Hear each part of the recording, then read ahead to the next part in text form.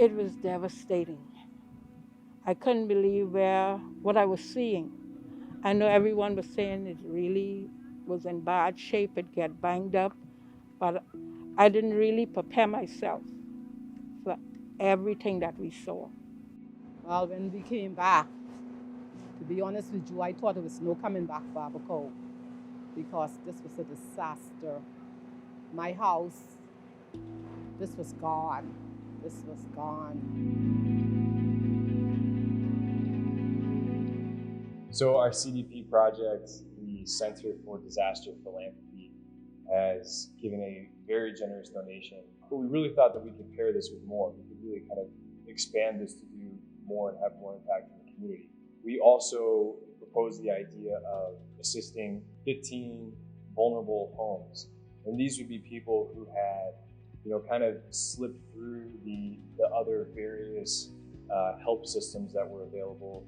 The model of being very community-based is an effective one, and I think important because right now on the ground there's only 3 representatives or 3 international workers from GER3, and all of the work that's being accomplished is being accomplished by the community. So it's a model of facilitation and not so much of coming in and imposing on what the community needs. It's helping the community along.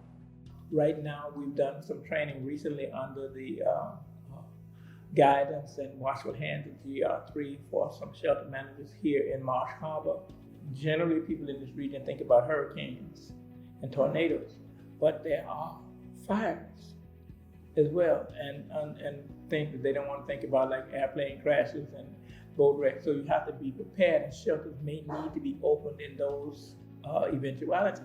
So training is extremely essential, and that's what's going on with GER3. That's what's happening, and I'm glad to participate in being able to do that. I've been training people for somewhere around 20 years, I don't know.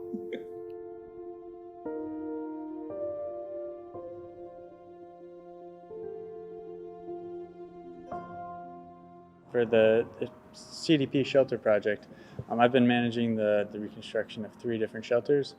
I think this one here in Treasure Key is, the biggest community center of all the shelters, and it's kind of an area where there is a lack of shelters in general, and the location that we picked is just an important building in the Haitian community, which is a community that's kind of been forgotten about in Abaco. There isn't another church, a Haitian church, that's close to this area, so this is a pretty major spot for them. The first thing we did was secure the roof. We had to remove all of the shingles that was there because the building was leaking. We also had to replace some of the plywoods. We decided to put in some showers in both the male bathroom and the female bathroom. That way if the guys need to take a shower while they're staying in here, they'll be able to do so. There are some people there now, so actually 1 year after the storm, who really don't have a home to go back to. So getting that church back up to be used as a shelter was very crucial. And it's a safe haven now for anybody in the community. If there was another storm and their homes were impacted, they can be a safe place for them to actually stay during that time.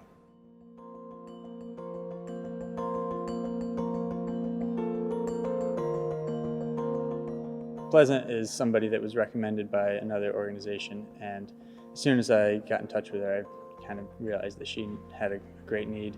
She lost her husband during the storm, and she has children that some are on Abaco, but there's others that are trying to come back and looking for a place to stay.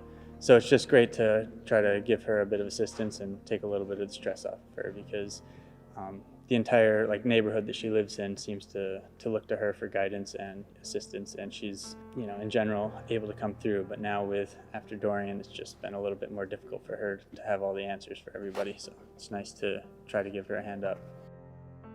When my back was against the wall so bad, I got a call. I don't know yet who gave him my name.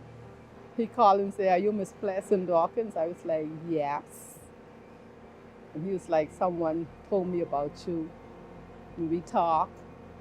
And he came over. He assessed the damage in my house. Like I say, very compassionate, very generous, very caring. I couldn't stop crying. My sister Nadia will tell you, I call her screaming. I said, I'm going to get some help. I'm going to get some help, Nadia. I always get emotional when I can talk about Brian and Una. I don't know why, but right then I had nowhere to turn, no other help right then until after Brian came in. Then I got another sort of a help. But Brian was right on point. Thanks so much for this, and at least getting something out there, to let anyone know that any little help that can come our way, we will appreciate it.